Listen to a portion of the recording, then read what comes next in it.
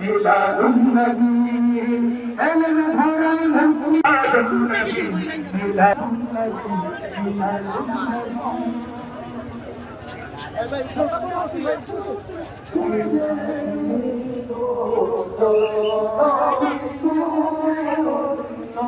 ভাই সেটা দেন কি প্লিজ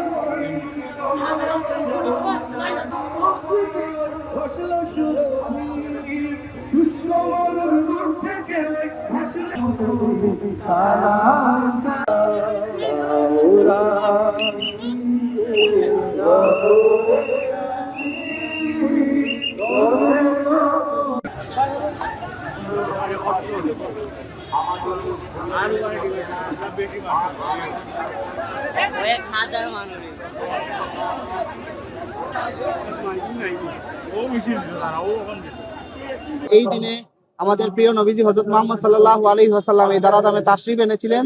তার আগমনে একটি অসভ্য পৃথিবী সভ্যতার আলো পেয়েছিল, প্রবেশ পেয়েছিল এবং তার মাধ্যমে আমরা পেয়েছিলাম একটি মহান শান্তির একটি বার্তা পেয়েছিলাম। সেই উপলক্ষকে কেন্দ্র করে আজকে তালামিজ ইসলামিয়া মুবারক র্যালির আয়োজন করেছে। শুধুমাত্র তালামিজ ইসলামিয়া বা বাংলাদেশ নয়, সারা বিশ্বে এই মিলাদুন নবী ইসলাম অত্যন্ত ভাব গম্ভীর্যপূর্ণ এই সময়ের মধ্যে দিয়ে সেটা পালিত হয়, উদযাপিত হয়।